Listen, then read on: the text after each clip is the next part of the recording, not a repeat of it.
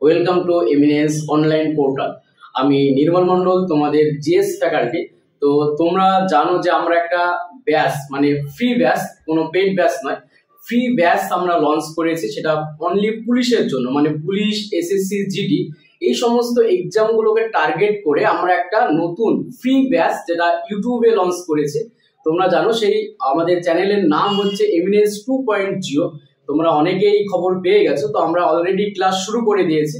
তো আজকে আমরা জিএস, আমি তোমাদের অনলি জিএস পার্টটা পড়াবো, হিস্ট্রি, জিওগ্রাফি, ইকোনমিক্স, পলিটি এবং সায়েন্স পার্টটা। তো আমরা অলরেডি শুরু করে দিয়েছি। তোমরা ইংলিশ ক্লাস এরকম হয়তো পেয়েছো অলরেডি। তো আমি প্রথমে বলে দিই যে আমরা কিভাবে এগোবো। মেনলি আমি জিএস কথা নিয়ে আমরা বলবো, তো কি কি ভাবে এগোবো, কিভাবে পড়বো এবং পুলিশের জন্য আমাদের কতটুকু পড়া দরকার, যেহেতু ফার্স্ট ক্লাস এটা, তো সেই সম্পর্কে আমাদের কিছু তথ্য প্রথমে কিন্তু জেনে রাখতে হবে। দেখো, এটা প্রথমেই বলে দিই, এটা কোনো WBCS ব্যাচ নয়, এটা কোনো মিসলেনিয়াস ব্যাচ নয়, এটা কোনো সিজিএল ব্যাচ নয়। এটা অনলি পুলিশ এবং এসএসসি, জিডি এই সমস্ত এক্সামগুলোকে টার্গেট করে এই ব্যাচটা আমরা লঞ্চ করেছি এবং শুধু ফ্রিতে।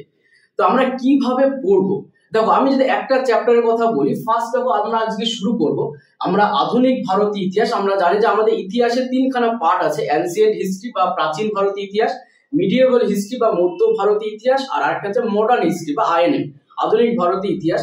এবং তোমরা জানো, যারা হয়তো একটু পড়াশোনা করছো, অলরেডি শুরু করে দিয়েছো, যে আমাদের সব থেকে বেশি প্রশ্ন ইতিহাস কিন্তু আধুনিক ভারতীয় ইতিহাস বা মডার্ন হিস্ট্রি পার্ট থেকে কিন্তু আসে।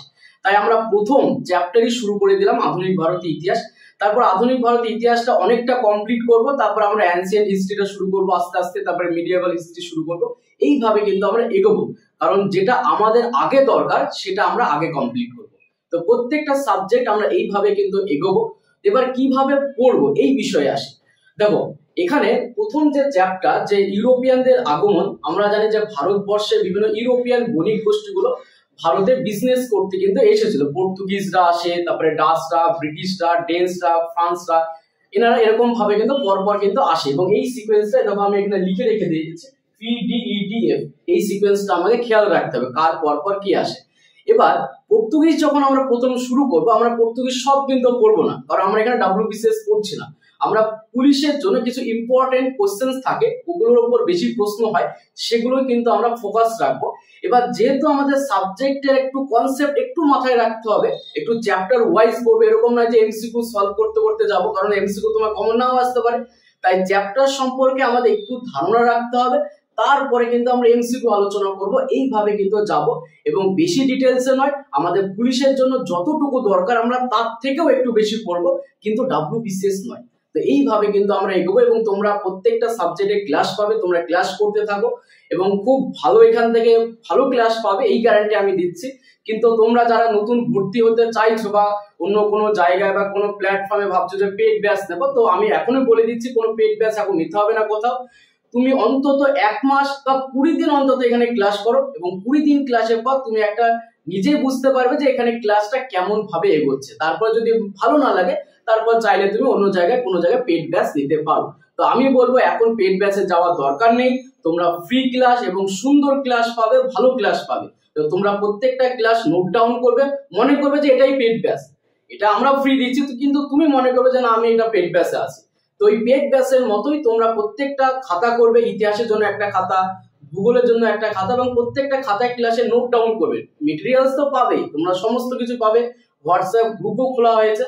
তো এবার আমরা শুরু করি আমাদের পড়ার বিষয়। তো প্রথম চ্যাপ্টার মডার্ন হিস্ট্রি, সেটা হচ্ছে ইউরোপিয়ানদের আগমন। তো আমরা জানি যে ভারতবর্ষে, একটু গল্পের আগে জেনে নিই, তারপর আমরা মেন জিনিস পড়বো এবং কি কি প্রশ্ন হয় দেখো আমি এখানে বলে দিয়েছি। ফার্স্ট আমরা পর্তুগিজ শুরু করব। ইউরোপিয়ানদের আগমন, প্রথমে আসে পর্তুগিজরা, তারপরে ডাচরা, তারপরে ব্রিটিশরা, তারপরে ডেনসরা বা ড্যানিশ বা ডিনেমার্ক বা ডেনমার্ক, তারপরে আছে ফ্রান্সরা। তাহলে প্রথমে আসে কারা? পর্তুগিজরা। তাহলে আমরা পর্তুগিজ দিয়ে প্রথম আমরা শুরু করব। তো পর্তুগিজ দিয়ে পুলিশের জন্য মেন কি কি কোশ্চেন হয় দেখো আমি এখানে লিখে দিয়েছি আগে থেকে। প্রথম পর্তুগিজ ভারতে কে আসেন বাণিজ্য করতে, 1 নম্বর প্রশ্ন আসে, এবং কবে আসেন সেটাও প্রশ্ন হয়।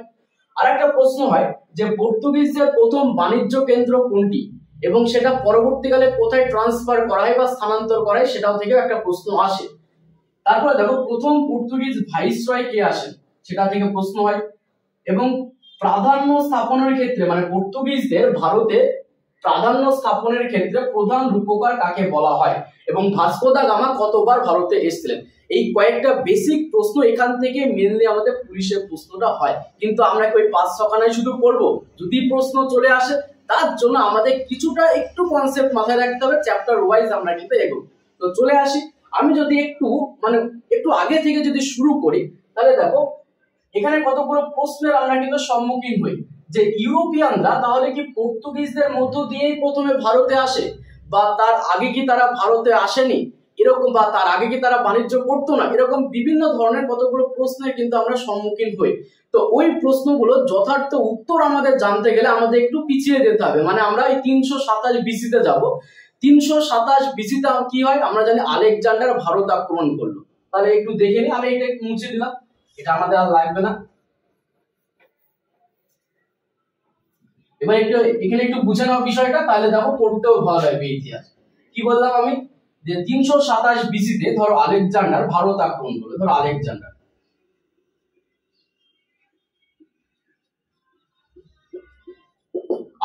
এটা ধরো ইন্ডিয়া, আমি ধরে নিলাম এটা হচ্ছে ইন্ডিয়া, এটা হচ্ছে আমাদের ইন্ডিয়া। তাহলে আলেকজান্ডার ভারত আক্রমণ করলো, জলপথ দিয়ে তিনি আসলেন, আলেকজান্ডার ভারত আক্রমণ করলো। সেই সময়ে আমরা যে সময়ের ইতিহাস পড়ছি সেই সময় মাথায় রাখবে জলপথই কিন্তু মেন রাস্তা ছিল আমাদের, যে সময়ের ইতিহাস পড়ছি গুরুত্বপূর্ণ যে রাস্তাটা ছিল জলপথ কেন্দ্রিক। তো আলেকজান্ডার ধরে নিলাম এই রাস্তা দিয়ে, এই জলপথ দিয়ে তিনি ভারত আক্রমণ করেছিলেন। তার মানে এই রাস্তাটা এখন উন্মুক্ত হয়ে গেল বাণিজ্য করার জন্য। তাহলে কি এই রাস্তা দিয়ে প্রথম ইউরোপিয়ানরা অর্থাৎ পর্তুগিজরা প্রথম কি ভারতে আসে বিজনেস করতে? না, তার আনসার কিন্তু না। কেন? কারণ এই রাস্তা দিয়ে প্রথম ভারতে বিজনেস করতে আসে কারা? আরবরা, অ্যারাবিয়ান ট্রেডার্সরা। আরবরা প্রথম এই রাস্তা দিয়ে ভারতে বাণিজ্য করতে আসে, আরবরা। তাহলে প্রথমেই কিন্তু পর্তুগিজরা ভারতে কিন্তু আসেনি, প্রথম আসে কি কারা? আরবরা ভারতে বিজনেস করতে। তার মানে আরবরা মূলত দুটো কারণে ভারতে এসেছিল। তবে এগুলো লেখার দরকার নেই, মেইনলি আমরা এগুলোর ক্ষেত্রে বেশি করে লিখবো, কারণ এগুলোই আমাদের প্রশ্ন আসবে। আমরা জাস্ট একটু বুঝে নিই, তারপরে আমরা যখন ভাস্কো দা গামা থেকে শুরু করবো সেখান থেকে আমি এখানে লেখাবো, তোমরা খাতায় নোট ডাউন করবে, আর মেটেরিয়ালস তো পাবে। তো একটু তার আগে একটু বুঝে নিই বিষয়টা। তো আরবরা প্রথমে আসলো ভারতে বিজনেস করতে। আরবরা মূলত দুটো কারণে ভারতে এসেছিল, একটা হচ্ছে বিজনেস করার জন্য, বাণিজ্য করার জন্য, আর একটা হচ্ছে তাদের ইসলাম ধর্ম প্রচার করার জন্য। এবং বিজনেস বলতে গেলে মূলত দুটো বিষয়ের উপর তারা ফোকাস করতো, একটা হচ্ছে সেভারেল স্পাইস আর একটা হচ্ছে ব্ল্যাক পেপার, মানে ওই বিভিন্ন ধরনের মশলার কিন্তু বিজনেস কিন্তু হতো। কেন? কারণ সেই সময়ে ভারতের মশলার বিশাল ডিমান্ড ছিল পুরো পৃথিবী জুড়ে, আর ইউরোপিয়ানদের কাছে তো আরো বিশাল চাহিদা ছিল। কেন? কারণ ইউরোপীয়দের কাছে প্রধান খাদ্যই ছিল মাংস, আর ভারতীয় মশলা সহযোগে সেই মাংস আরো সুস্বাদু হতো। তাই ইউরোপীয়দের কাছে ভারতীয় মশলার একটা বিশাল চাহিদা ছিল। তাহলে আরবরা দেখলাম কি বাণিজ্য করা শুরু করলো ভারতে, আরবরা। তো আরবরা ভারত থেকে মশলা নিয়ে চলে আসছে কোথায়? আরবরা ভারত থেকে মশলা নিয়ে চলে আসছে ইতালি বন্দরে। ধরো এটা ধরে নিলাম ইতালি। কেন? কারণ ইতালি সেই সময় ফ্লোরিশিং প্লেস ছিল, বিশ্বের প্রথম নবজাগরণ হয়। তো ইতালিতে চলে আসলো আরবরা, মশলা নিয়ে চলে আসলো কোথায়? ইতালিতে। এবং ইতালি থেকে ইউরোপীয়রা এই ইতালি থেকে মশলা কিনে তাদের মার্কেটে কিন্তু নিয়ে যেত, এরকম কিন্তু বিজনেসটা কিন্তু ছিল। আরবরা ভারত থেকে মশলা নিয়ে চলে আসে ইতালি বন্দরে, এবং ইতালি বন্দর থেকে ইউরোপীয়রা মশলা কিনে তাদের মার্কেটে নিয়ে যাচ্ছে, এরকম বিজনেসের প্রসেসটা কিন্তু ছিল। এবং এই প্রসেসটা বা এই ঘটনাটা 1453 সাল অব্দি খুব ভালোভাবে কিন্তু চলছিল। 1453 সাল অব্দি খুব সুন্দরভাবে স্মুথলি ভাবে কিন্তু চলছিল। সমস্যা হলো 1453 সালের পর থেকে। কি সমস্যা? আমরা জানি পূর্ব রোমান সাম্রাজ্যের রাজধানী কনস্টান্টিনোপল আর পশ্চিম রোমান সাম্রাজ্যের রাজধানী রোম। তো এই পূর্ব রোমান সাম্রাজ্যের রাজধানী কনস্টান্টিনোপল, সেই কনস্টান্টিনোপলের পতন ঘটে 1453 সালে। কাদের দ্বারা পতন ঘটে? তুর্কিদের দ্বারা। এর ফলে এই রাস্তাটা পুরোপুরি দখলে চলে গেল কাদের? তার্কিদের দখলে বা তুর্কিদের দখলে। তুর্কিদের দখলে পুরোপুরি রাস্তাটা কিন্তু চলে গেল তুর্কিদের দখলে। তার মানে এই রাস্তাটা অ্যাকচুয়ালি যদি নামটা বলি তোমাদের লাগবে না, ওই মেডিটেরিয়ান সি, ভূমধ্য সাগর, তারপরে রেড সি, লোহিত সাগর, তারপর গালফ অফ পার্সিয়ান বা যেটাকে গালফ অফ অ্যারাবিয়ানও বলা হয়, তারপরে আরব সাগর, তারপরে ভারত, এরকম রাস্তাটা কিন্তু ছিল। তো আমাদের ওটা লাগবে না। তো এই রাস্তাটা পুরোপুরি দখলে চলে গেল তুর্কিদের হাতে। তাহলে কি আরবরা বিজনেস করা বন্ধ করে দিল? না, আরবরা বিজনেস করা বন্ধ করলো না। তুর্কিরা বলে দিল আরবদের যে আমার রাস্তা দিয়ে, এখন তো এটা তুর্কিদের দখলে, তখন তুর্কিরা আরবদের বলে দিল যে আমার রাস্তা দিয়ে বিজনেস করলে আপনাকে এত পরিমাণ ট্যাক্স দিতে হবে। তাহলে স্বাভাবিকভাবে তুর্কিরা ট্যাক্সের পরিমাণ বাড়িয়ে দিল। এরপরে এই ট্যাক্স বেড়ে যাওয়ার পর যখন আরবরা বাণিজ্য করছে, মানে মশলা নিয়ে যখন ইতালি বন্দরে এবার আসছে, তখন এখন তো যিনি মশলার দাম বেড়ে গেল, কারণ ট্যাক্সের পরিমাণ বেড়ে গেছে। আগে যেখানে মশলার দাম 10 টাকা ছিল, এখন যেহেতু ট্যাক্স বেড়ে গেছে, ট্যাক্স ইনক্লুড হয়েছে, এখন মশলার দাম হয়ে গেল কত? 15 টাকা হয়ে গেল, কারণ ট্যাক্স বেড়ে গেছে। এরপর যখন ইউরোপীয়রা এবার যখন মশলা কিনতে আসছে 15 টাকা দিয়ে, তখন ইউরোপীয়রা ভাবলো যে এত দাম দিয়ে, আমি জাস্ট 15 টাকা 10 টাকা এক্সাম্পল দিলাম, তখন ইউরোপীয়রা ভাবলো এত দাম দিয়ে আমাদের পক্ষে মশলা কেনা সম্ভব নয়। তখন ইউরোপীয়রা ভাবলো যে আমরাও একটা বিকল্প রাস্তা চিন্তা ভাবনা করি, যাতে আমরাও ভারতে যেতে পারি এবং ভারত থেকে মশলা নিয়ে আমরাও যেন আমাদের মার্কেটে আনতে পারি। তখন ইউরোপিয়ানরা একটা সাবস্টিটিউট রুট বা বিকল্প রাস্তার চিন্তা ভাবনা করেছিল, এবং এই সাবস্টিটিউট রুটে চিন্তা ভাবনার ক্ষেত্রে দুখানা দেশ এগিয়ে এসেছিল ইউরোপিয়ানদের, একটা হচ্ছে আমাদের পর্তুগাল, একটা হচ্ছে স্পেন। এবং পর্তুগালের রাজধানী ছিল লিসবন আর স্পেনের রাজধানী ছিল মাদ্রিদ। এবং পর্তুগালের রাজধানী লিসবন থেকে 1487 সালে, দেখো এগুলো কোনো কিছু লেখার দরকার নেই, জাস্ট একটু গল্পের আগে শুনে না, তাতে আমাদের ইতিহাস পড়তে একটু ভালো লাগে। জানি এগুলো আসবে না, কিন্তু এই যে যেগুলো আসবে সেটা জানার জন্য আমাকে এগুলো একটু জেনে রাখতে হবে। তো 1487 সালে পর্তুগালের রাজধানী লিসবন থেকে যাত্রা শুরু করলেন বার্থোলোমিউ ডিয়াস। এবং এই বার্থোলোমিউ ডিয়াস তিনি জাহাজ নিয়ে চলে আসলেন কোথায়? আফ্রিকার, মানে আফ্রিকার দক্ষিণ পাটে, যেটাকে আমরা আশা আইল্যান্ড বলি। আফ্রিকার দক্ষিণ পাটে, তার এটা আফ্রিকা মহাদেশ, আফ্রিকার দক্ষিণ পাটে চলে আসলেন জাহাজ নিয়ে কে? Bartholomew Dias. এবং বার্থোলোমিউ ডিয়াস তিনি কিন্তু এখান থেকে জাহাজ নিয়ে কিন্তু ভারতের দিকে এগোতে পারলেন না। কেন এগোতে পারলেন না? কারণ সেই সময়ে প্রচুর ঝড় হয়েছিল, এবং সেই ঝড় ঝঞ্ঝার কারণে তিনি আর জাহাজ নিয়ে ভারতের দিকে এগোতে পারলেন না।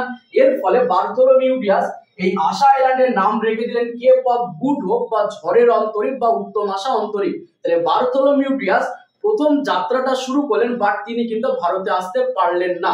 নেক্সট কে যাত্রা শুরু করলেন? 1492 সালে নেক্সট যাত্রা শুরু করলেন আমাদের ক্রিস্টোফার কলম্বাস। তিনি যাত্রা শুরু করেছিলেন 3টে জাহাজ এবং 30 জন অভিযাত্রী নিয়ে তিনি যাত্রা শুরু করেছিলেন।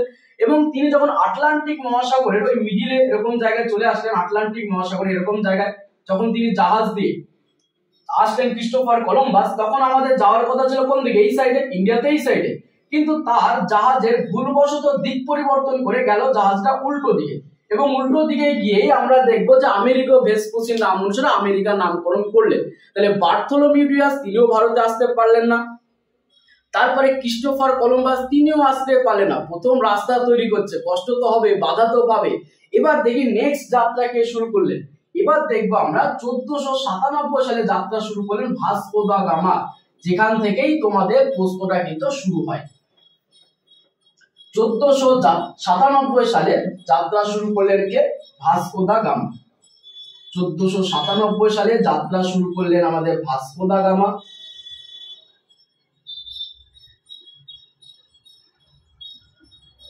তিনি মূলত 4টে জাহাজ এবং 118 জন অভিযাত্রী নিয়ে তিনি যাত্রাটা শুরু করেছিলেন।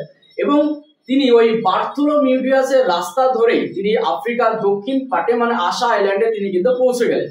এবং সেখানে ভাস্কো দা গামার সাথে একটা গুজরাটি নেভিগেটরের সাক্ষাৎ হয়, তার নাম ছিল আব্দুল মাজিদ। এবং আব্দুল মাজিদকে ভাস্কো দা গামা জাহাজ চালানোর দায়িত্বটা কিন্তু দিয়েছিলেন। এর ফলে আমরা দেখবো সহজেই ভাস্কো দা গামা ইন্ডিয়াতে কিন্তু পৌঁছে গেল। আমাদের এই ইন্ডিয়াতে কিন্তু ভাস্কো দা গামা পৌঁছে গেল। তিনি 1497 সালে যাত্রা শুরু করেছিলেন, আর ইন্ডিয়াতে এসে পৌঁছলেন কবে? 1498 সালের 20 মে। 20 মে। তো এটা প্রশ্ন হয়, তাহলে ভারতে প্রথম পর্তুগিজ কে আসলেন আমাদের বাণিজ্য করতে? দেখো ফার্স্ট প্রশ্ন, প্রথম পর্তুগিজ ভারতে কে আসলেন? বার্থোলোমিউ ডিয়াস, ক্রিস্টোফার কলম্বাস তো ভারতে আসতে পারেনি, তারা প্রথম যাত্রা শুরু করেছিলেন কিন্তু ভারতে তো আসতে পারেননি। তো ভারতে প্রথম আসলেন কি? আমাদের ভাস্কো দা গামা।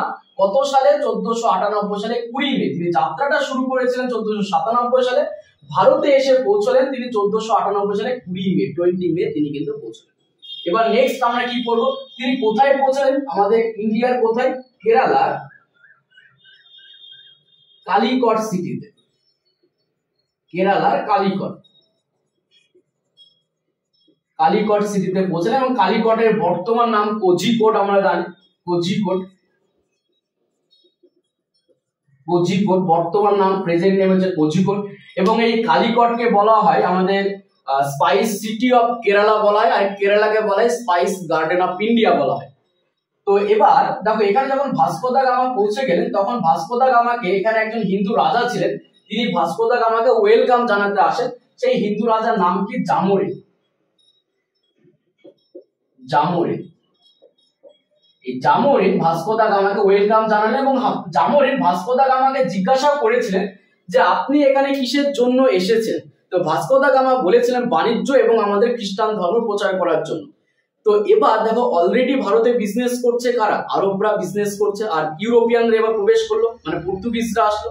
তো স্বাভাবিকভাবে আরবরা চাইবে না যে ইউরোপিয়ানরা এখানে বিজনেস করুক, কারণ তাহলে আরবদের একটা ধাক্কা খাবে আরবরা।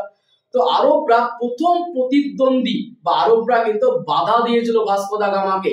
এখান থেকে একটা প্রশ্ন হয় যে পর্তুগিজদের ভারতে প্রথম প্রতিদ্বন্দ্বী বা বাধা কারা দিয়েছিল, আরবরা।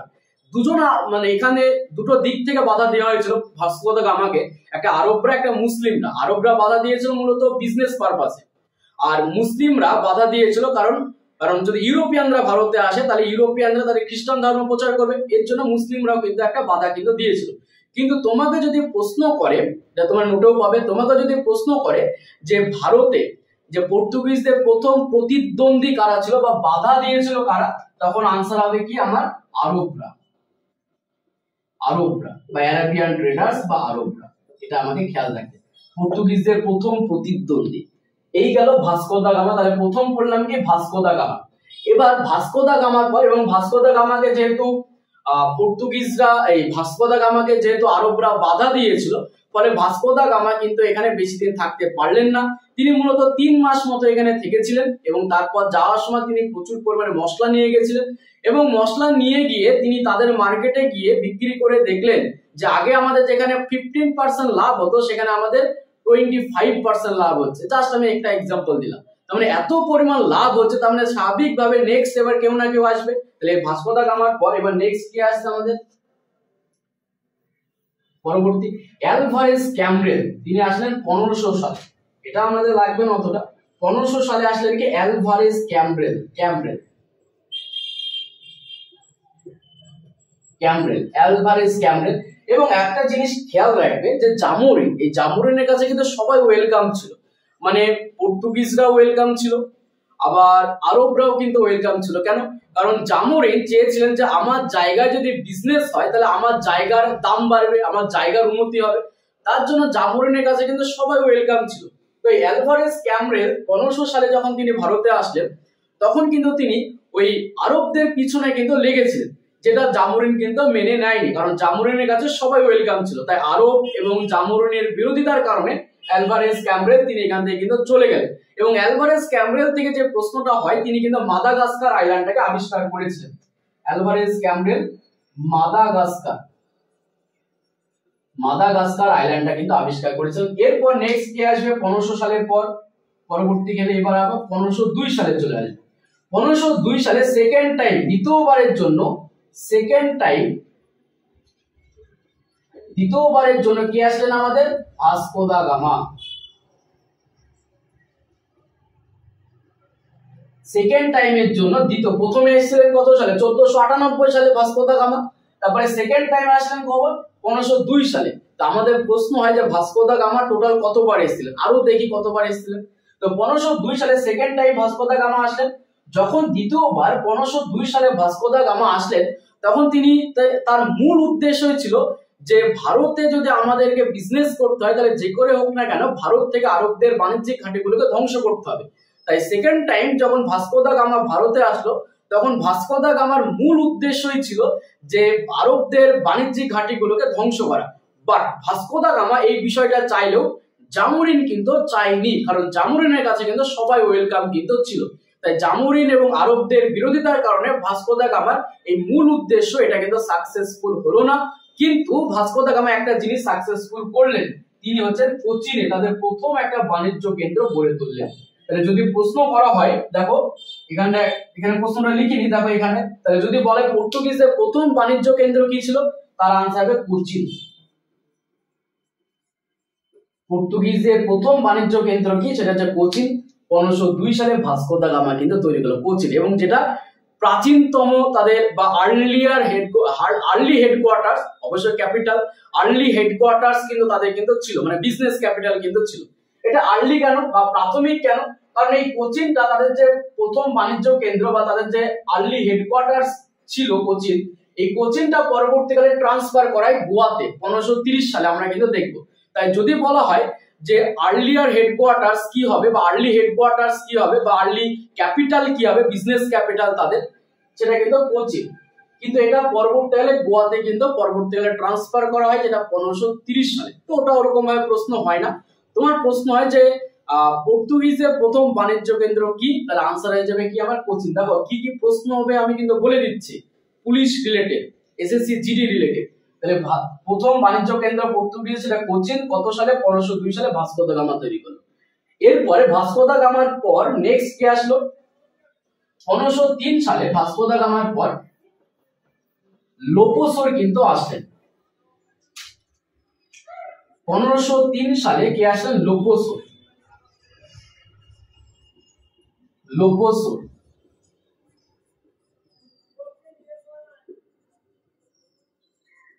এই লোপোসোর তিনি এসে একটা জিনিস, এখানে লোপোসোরকে টেনে আনার একটাই কারণ সেকেন্ড টাইম যখন ভাস্কো দা গামা ভারতে এসেছিলেন, তখন তার মূল উদ্দেশ্য ছিল যে আরবদের বাণিজ্যিক ঘাঁটিগুলোকে ধ্বংস করা, বাট ভাস্কো দা গামা কিন্তু ওটা সাকসেসফুলি হয়নি। কিন্তু ওই জিনিসটাই সাকসেসফুল করেছিলেন লোপোসোর, অর্থাৎ লোপোসোর 1503 সালে এসে তিনি কিন্তু আরবদের সমস্ত বাণিজ্যিক ঘাঁটিগুলোকে ধ্বংস করে দিয়েছিলেন, অর্থাৎ he destroyed all the Arabian settlement from Calicut. Calicut থেকে আরবদের সমস্ত বাণিজ্যিক ঘাঁটিগুলোকে ধ্বংস করে দিয়েছিলেন আমাদের লোপোসোর। এরপর যেটা পরবর্তী আমরা চলে আসবো লোপোসোরের পর, সেখানেও একটা আমাদের প্রশ্ন হয়। এবার চলে আসবো 1505 সালের গল্প।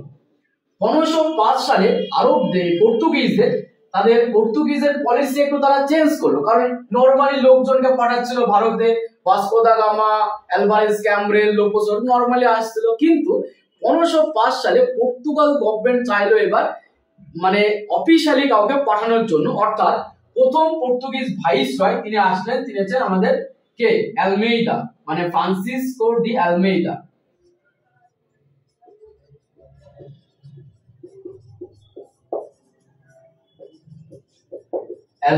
তো এই আলমেইদা, তাহলে এখান থেকে একটা প্রশ্ন হয়, এখান থেকে একটা খুব ইম্পর্টেন্ট হয়। দেখো প্রথম পর্তুগিজ ভাইসরয় কে, তাহলে আমাদের কি, ফ্রান্সিসকো ডি আলমেইদা হবে আমার আনসার। এবং তিনি 1505 সালে এসেছিলেন, এবং আলমেইদা তার একটা বিখ্যাত পলিসি ছিল, এটাও প্রশ্ন হয়। সেই পলিসির নাম হচ্ছে নীল জল নীতি বা ব্লু ওয়াটার পলিসি বা নীল জল নীতি, বা যেটাকে কার্টেল সিস্টেমও বলা হয়। এই নীল জল নীতি, এটা কিন্তু আলমেইদার একটা বিখ্যাত পলিসি ছিল, এটাও প্রশ্ন হয় যে নীল জল নীতি কার, সেটা কিন্তু আলমেইদা। এবং প্রথম তিনি পর্তুগিজ ভাইসরয় কিন্তু ছিলেন, তিনি ভারতে কিন্তু এসেছিলেন। তো নীল জল নীতি এটা তার বিখ্যাত পলিসি। নীল জল নীতি জিনিসটা কি, বিষয়টা এরকম ছিল যে আমি আগে থেকেই বললাম যে আমরা যে সময়ের ইতিহাস পড়ছি, যে সময়ের ঘটনা পড়ছি, যাই বলো না কেন পুরোটাই কিন্তু ছিল জলপথ কেন্দ্রিক। তো আলমেইদা ভাবলেন যে করে হোক না কেন আমাদের জলপথের উপর একটা নিয়ন্ত্রণ করতে হবে। এবার পুরো সমুদ্রকে তো নিয়ন্ত্রণ করা সম্ভব নয়। তো তিনি কি করলেন, যে সমস্ত জাহাজগুলো বাইরে থেকে ভারতে আসছিল, কেন আসছে সেটা কিছু অর্থের বিনিময়ে পারমিশন নিতে হবে। আবার কোনো জাহাজ ভারত থেকে যদি বাইরে যায়, কেন যাচ্ছে সেটাও কিন্তু কিছু অর্থের বিনিময়ে পারমিশন নিতে হবে। বাট অর্থ আদায় করা মেন উদ্দেশ্য ছিল না, মেন উদ্দেশ্য ছিল ওই জলের ওপর বা সমুদ্রের ওপর আধিপত্যটা বিস্তার করা। তো সেখান থেকে নীল জল নীতি আমাদের আলমেইদার বিখ্যাত পলিসি, নীল জল নীতি। এবং আলমেইদাকে এসে দুটো যুদ্ধেরও সম্মুখীন হতে হয়। 1508 সালে চোল যুদ্ধ, যেটা ইজিপ্ট, টার্কি আর গুজরাটিদের সাথে হয়, এবং চোল যুদ্ধে তিনি হেরে যান। 1509 সালে আবার দিউ যুদ্ধে ওদের বিরুদ্ধে তিনি আবার জিতে যান। তো ওটা আমাদের লাগবে না, জাস্ট আমি বলে দিলাম। 1505 এর পর নেক্সট ভাইসরয় এবার কে আসলেন, আমাদের আলবুকার। এখান থেকেও একটা প্রশ্ন কিন্তু হয়। 1509 সালে কে আসলেন এবার নেক্সট, আলবুকার। আলবুকার তিনি কি, এখান থেকে প্রশ্ন হয় কি, আলবুকার তিনি ছিলেন যে পর্তুগিজদের ভারতে প্রাধান্য বিস্তারের ক্ষেত্রে প্রধান রূপকার। যদি বলা হয়, দেখো এখানে প্রশ্নটা লিখেছি, পর্তুগিজদের প্রাধান্য স্থাপনে প্রধান রূপকার কাকে বলে? আলবুকারকে। কেন বলা হয়? কারণ আলবুকারকেরও একটা পলিসি কিন্তু ছিল, সেই পলিসির নাম হচ্ছে পলিসি অফ এক্সপেনশন, অর্থাৎ বিস্তার নীতি। বাট এটা মানে সমুদ্রের বিস্তার নীতি নয়, এটা ইন্টারল্যান্ডে ভারতের অভ্যন্তরের বিস্তার নীতি। কি বিস্তার নীতি? তিনি বলেছিলেন, আলবুকার বলেছিলেন যে ভারতে যদি আমাদের প্রাধান্যটাকে বিস্তার করতে হয় তাহলে তিনি তিনটে রাস্তার কথা বলেছিলেন, এবং সেই তিনটে রাস্তা আমরা যদি সঠিকভাবে অবলম্বন করতে পারি বা সঠিকভাবে পালন করতে পারি তাহলে আমরা ভারতে আমাদের প্রাধান্যটা স্থাপন করতে পারবো বা বিস্তার করতে পারবো। কি কি তিনটে রাস্তা? তিনি 1 নম্বর বলেছিলেন ভারতীয়দের খ্রিস্টান ধর্মে দীক্ষিত করতে হবে। 2 নম্বর বলেছিলেন ভারতীয়দের কৃতদাসে পরিণত করতে হবে, স্লেভারি। 3 নম্বর বলেছিলেন ম্যারিড টু ইন্ডিয়ান ওমেন, ভারতীয় মহিলাদের বিবাহ করতে হবে। এই তিনটে রাস্তার কথা আলবুকার কিন্তু বলেছিলেন, এবং এরই মাধ্যমে আমরা দেখবো 1510 সালে পর্তুগিজ বা আলবুকার তিনি কিন্তু গোয়াকে দখল করে নিলেন, এবং এই গোয়া যেটা 1961 পর্যন্ত তাদের অধীনেই কিন্তু ছিল। দেখো স্বাধীনতার কত পরে, 1961 পর্যন্ত কিন্তু যেটা পর্তুগিজদের অধীনেই কিন্তু ছিল। তাই আমাদের প্রশ্ন হয় যে প্রথম কোন ইউরোপিয়ান বণিক গোষ্ঠী ভারতে আসে? পর্তুগিজ, এটা তো আমরা জানি। লাস্ট কে আসে? ফ্রান্স, সেটা তো আমি জানি। কিন্তু ভারত থেকে লাস্ট কে যায়? তার আনসার কিন্তু পর্তুগিজ। তাই পর্তুগিজ প্রথমে আসে, পর্তুগিজই কিন্তু লাস্ট কিন্তু যায়। 1961 গোয়া কিন্তু তাদের অধীনেই কিন্তু ছিল। এরপর দেখো 1511 সালে মালাক্কা, 1515 সালে হরমুজ, এগুলো কিন্তু দখল করে। তো ওগুলো আমাদের ইম্পর্টেন্ট না। এবার আমাদের নেক্সট যে বিষয়টা জানতে হবে পর্তুগিজ সম্পর্কে, সেটা হচ্ছে আমাদের যে 1515 সালে এই পর্তুগিজরা বা আলবুকার তিনি গোয়া থেকে সতী সিস্টেমটাকে বাতিল করে দেন বা অ্যাবলিশ করে দেন। তাহলে যদি বলা হয় ভারত থেকে, ভারতে পুরো ভারত নয়, কারণ যেহেতু গোয়া তাদের দখলে চলে আসলো 1510 সালে গোয়ার যে সুলতান আদিল শাহের কাছ থেকে আলবুকার এটা দখল করে নিয়েছিলেন। তো গোয়া যেহেতু পর্তুগিজদের দখলে, তাই গোয়া থেকে 1515 সালে তারা কিন্তু সতী সিস্টেম থেকে বাতিল করে দিলেন। এটা আমাকে খেয়াল রাখতে হবে। যদি বলে কারা বাতিল করেছিল প্রথম সতী সিস্টেম ভারত থেকে, তাহলে আমাদের আনসার হবে পর্তুগিজ। কে করেছিল? আলবুকার। এটা আমাকে খেয়াল রাখতে হবে। এবং পর্তুগিজদের একটা ভালো বন্ধু কিন্তু ছিল, সেটা হচ্ছে বিজয়নগর। কারণ দক্ষিণ ভারতে একটা গুরুত্বপূর্ণ সাম্রাজ্য ছিল, সেটা হচ্ছে বিজয়নগর। এবং বিজয়নগরের যে রাজা ছিলেন, যেটা কৃষ্ণদেব রায়, সেই কৃষ্ণদেব রায়ের সাথে আলবুকার্কের একটা বাণিজ্যিক ঘনিষ্ঠ সম্পর্ক ছিল। এর জন্যই দেখবো কৃষ্ণদেব রায় দক্ষিণ ভারতে ভাটকাল নামক একটা জায়গা, সেখানে আলবুকারকে একটা বাণিজ্য করার একটা পারমিশন কিন্তু দিয়েছিল। তো এই বিজয়নগর কেন আমি কথাটা তুললাম? প্রশ্নটা হচ্ছে যে পর্তুগিজরা যতদিন ভারতবর্ষের ছিল তাদের ভালো বন্ধু হিসাবে যেমন বিজয়নগর ছিল, আবার ভারত থেকে পর্তুগিজদের অবসানেরও একটা কারণ কিন্তু বিজয়নগর ছিল। কেন? কারণ 1565 সালে যে তালিকোটার যুদ্ধ হয়, 1565 সালে, সেটা কাদের মধ্যে হয়েছিল? বিজয়নগর সাম্রাজ্যের সাথে। আর দক্ষিণের দিকে যে সুলতানরা ছিল, যেমন গোলকোন্ডা, এরা এই সুলতানরা ছিল, সেই সুলতানদের সাথে এই বিজয়নগর সাম্রাজ্যের একটা যুদ্ধ হয়, তালিকোটার যুদ্ধ। সেখানে কিন্তু আমরা দেখবো বিজয়নগরের পরাজয় ঘটে। যখন বিজয়নগর হেরে গেল, তার মানে ওই তালিকোটার যুদ্ধের আগে বিজয়নগর যে সাহায্যটা পর্তুগিজদের করতো, কিন্তু যুদ্ধে হেরে যাওয়ার পর বিজয়নগর আর সেই হেল্পটা করতে পারছিল না। তাই এটা আমরা বলবো যে নট ব্যাকআপ বাই বিজয়নগর, মানে বিজয়নগর যে হেল্পটা করতে পারেনি। তাই বিজয়নগরও কিন্তু যে ভারত থেকে পর্তুগিজের অবসানের কিন্তু একটা কারণ কিন্তু ছিল। আবার বিজয়নগরও কিন্তু একটা ভালো বন্ধু কিন্তু আগে কিন্তু ছিল। এবার কি আসে, নেক্সট চলে আসি 1524 সালে Vasco da Gama third time আসেন কে? Vasco da gamma.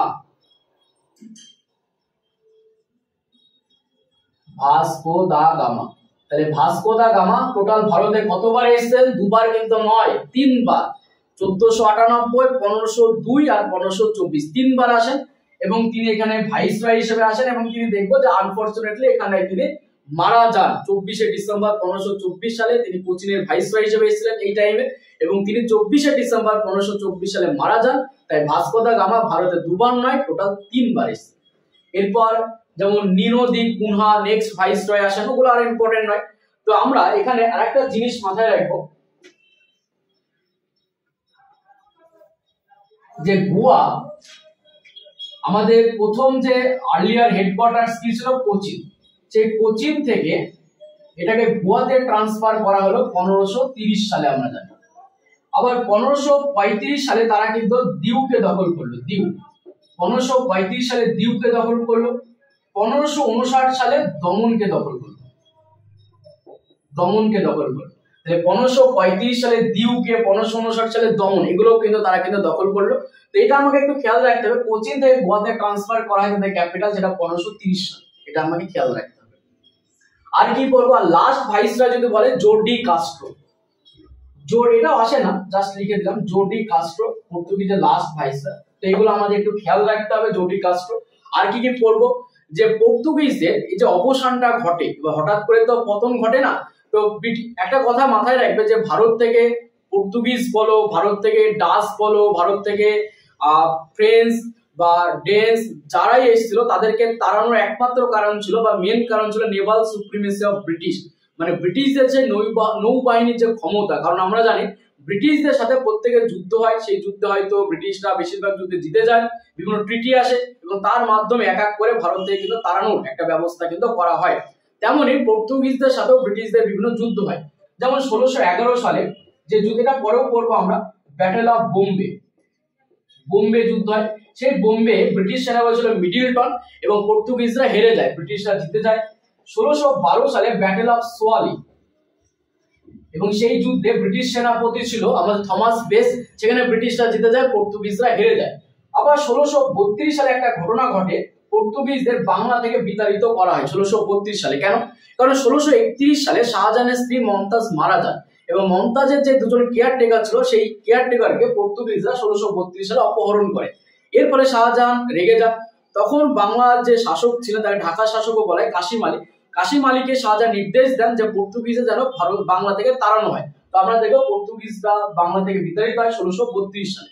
এইভাবে পর্তুগিজটা আমাদের কমপ্লিট হলো এবং আরো কিছু জিনিস হয় আমাদের, যে কিছু প্রশ্ন আসতে পারে, যেটা হচ্ছে পর্তুগিজের আগত প্রথম জাহাজ কি, যেটা হচ্ছে সাও গ্যাব্রিয়েল, সাও গ্যাব্রিয়েল, এটা পর্তুগিজের প্রথম জাহাজ। ব্রিটিশদের ক্ষেত্রেও পড়বো রেড ড্রাগন, এগুলো আমাদের খেয়াল রাখতে হবে। এবং পর্তুগিজদের কাছে আমরা কিছু বিষয়ের জন্য ঋণী, যেমন potato, tobacco, tomato, printing press, যেটা 1556 সালে গোয়াতে তৈরি করা হয়। পর্তুগিজরা প্রথম ওই বিভিন্ন ভেষজ উদ্ভিদ নিয়ে পরীক্ষা নিরীক্ষা করেন এবং পর্তুগিজরা টেক্সটাইলকে ক্যালিকস উচ্চারণ করতো, টেক্সটাইলকে কি বলতো, টেক্সটাইলকে তারা ক্যালিকস বলতো, ক্যালিকস। তো এগুলো লাগবে না, জাস্ট আমি বলে দিলাম। এবং বাংলাদেশ যে চট্টগ্রাম বা চিটাগাঁও, সেটাকে তারা বিগ পোর্ট বা পোর্টু গ্র্যান্ডে তারা বলতো। তো এই ইনফরমেশন গুলো আমাদের একটু নাম মনে রাখলেও হবে সেরকম, তবে যেগুলো বোর্ডে লিখলাম সেগুলো কিন্তু তোমাকে পড়তে হবে। আর মেন যে প্রশ্ন, এখান থেকে কিন্তু মেন প্রশ্নগুলো আসে। এই গেল আমাদের পর্তুগিজ, পর্তুগিজের অবসানের কারণ, ওগুলো আমাদের আর দরকার নেই, ওগুলো বিসিএস এর ক্ষেত্রেই আমাদের লাগে। তাহলে আমাদের অ্যাডভেন্ট অফ ইউরোপিয়ান ট্রেডার্স বা ইউরোপিয়ানদের যে আগমন, সেটা আমাদের প্রথম যে পার্টটা বা পর্তুগিজ সম্পর্কে আলোচনা করলাম। তারপরে ডাচ, ব্রিটিশ, এগুলো নিয়ে আমরা আস্তে আস্তে কিন্তু আলোচনা করবো। তো তোমরা নোট ডাউন করো বা পজ করে করে প্রত্যেকটা নোট ডাউন করো, মেটেরিয়ালস তো পাবে। তো ক্লাসগুলো করার চেষ্টা করো, ক্লাসে একটু এক্সট্রা ইনফরমেশন পাবে। তো এবং এগুলো পড়তে থাকো, অবশ্যই এর মধ্যে তুমি প্রশ্ন কমন পাবে।